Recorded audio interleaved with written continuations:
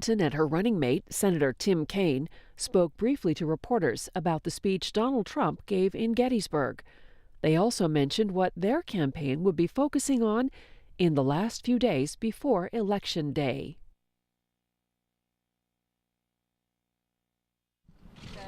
Hello, everybody. So we are excited. This is a much bigger crowd than the one on my plane, I tell you.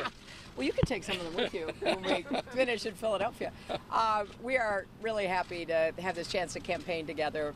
As you know, Tim has been doing the most amazing job around the country, hitting every state multiple times, along with Ann, his extraordinary wife, who has been campaigning tirelessly on her own as well.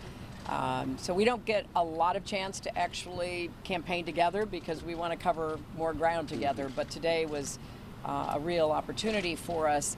And I just want to make two quick points. First, as we're traveling in these last 17 days, we're going to be emphasizing the importance of electing Democrats down the ballot. And in particular, as I said today, we are strongly supportive of Katie McGinty in her race for the Senate.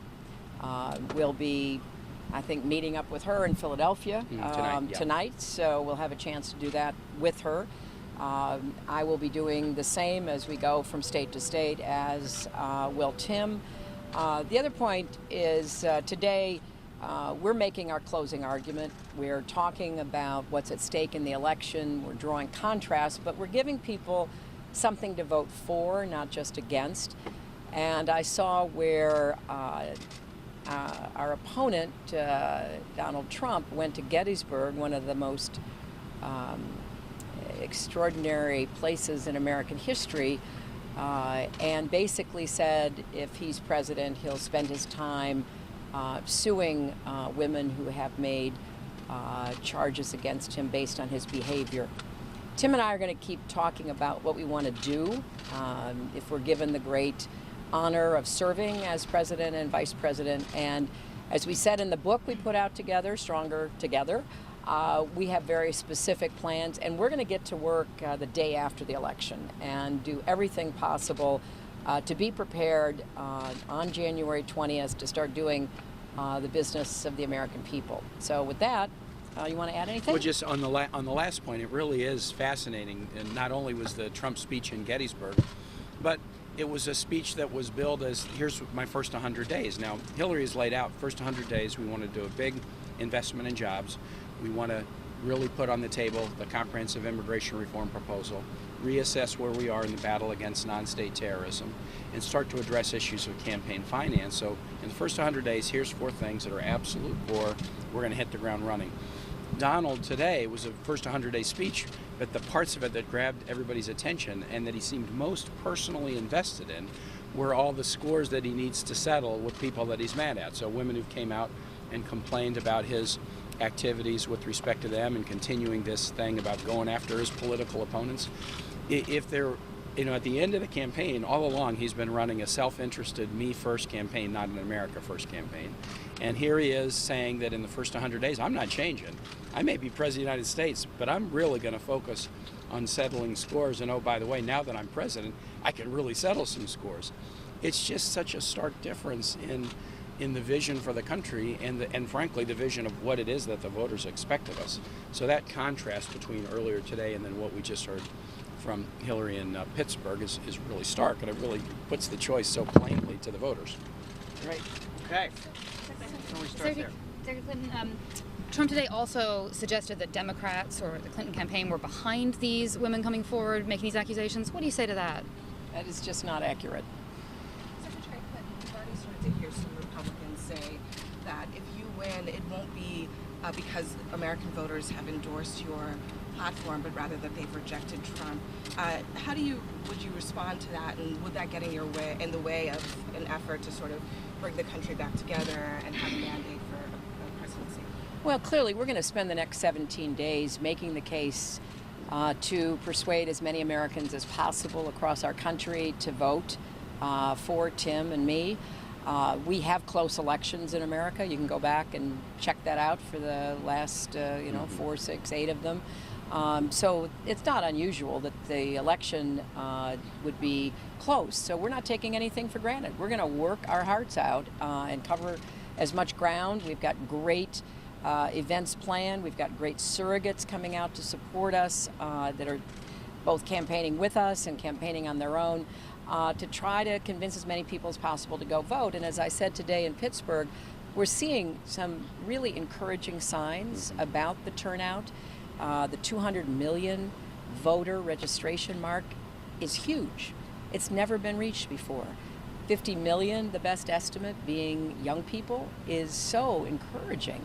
And then what we're seeing from early vote returns, I think we're over 4 million already. So I'm not going to speculate about the outcome of the election. People know what Tim and I want to do.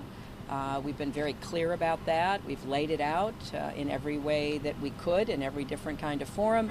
And I'm going to be reaching out to people on the other side of the aisle, to everybody that will possibly come together with us.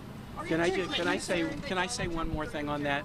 Hillary did not get a chance to come with me when John Warner did the endorsement of Hillary in Virginia. This is the iconic Virginia political figure, and he knows Hillary very well from their armed services days together, and he gave a magnificent, without notes, discussion. And he didn't even mention Donald Trump's name until the last sentence of this 20-minute discussion about why Hillary is going to be a great president, a great commander-in-chief, and the energy. So this is all positive energy for the next president. And the energy in that room tonight, that was not an energy that was primarily about Donald Trump. I think they're very willing to forget him as soon as the election's over. That was positive energy about this ticket. Madam Secretary, do you see any of the outreach you've done to Republicans who have rejected Donald Trump as carrying over into a potential administration, and how would fissures in the party, do you think, kind of impact some of those big items on your agenda, particularly immigration? Amy, I am very encouraged by what I think we can get accomplished. I came into the Senate in 2000, as you know, and I made it very clear from the beginning that I wanted to work with people. I didn't have any expectations about being treated any differently than anybody else. And I think you can go back and look at the record that I compiled by working with practically every Republican I served with. I think last time we had it counted, 400 bills have my name on them, either as a sponsor or a co-sponsor. You don't get that done unless you work with folks on the other side. So I have a record of doing that, not just in the Senate, but as First Lady, as Secretary of State. And people know that. And we'll begin to get to work right away and reach out to everybody that we can possibly touch to start talking about what we can do together. And I think there's a big agenda where we can find common ground. Madam Secretary, have you thought at all about who you might put in your cabinet if you win? No, I really haven't. You know, I'm a little superstitious about that. We've got a transition operation going, and I haven't really paid much attention to it yet because I want to focus on what our first task is, and that is convincing as many Americans as possible to give us the chance to serve. What kind of qualities are you looking for in I'm those not going to people? talk anymore Go to about Amanda that. right here. Yeah. I was wondering, you touched on it earlier at the event, but what would your response be to Trump's assertion that there's a vast media conspiracy against him supporting your campaign?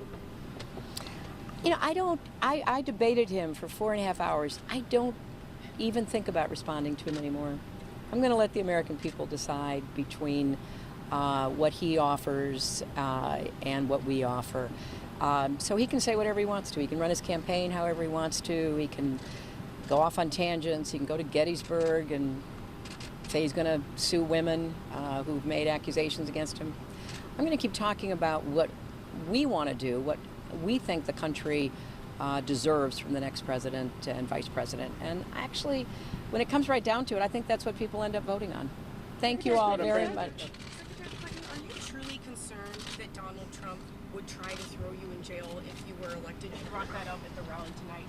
And one other issue, there was a WikiLeaks email in which one of your top aides said that a Clinton Foundation conference that's now being labeled by some of your critics as a pay-to-play scheme was a mess of your own making. Could you comment on that as well? No, I have nothing to say about WikiLeaks other than I think we should all be concerned about what the Russians are trying to do to our election and using WikiLeaks very blatantly to try to influence the outcome of the election. And I have no concerns about the first question whatsoever. All right, folks. Thanks. Thanks very much. Thanks, guys. Appreciate it.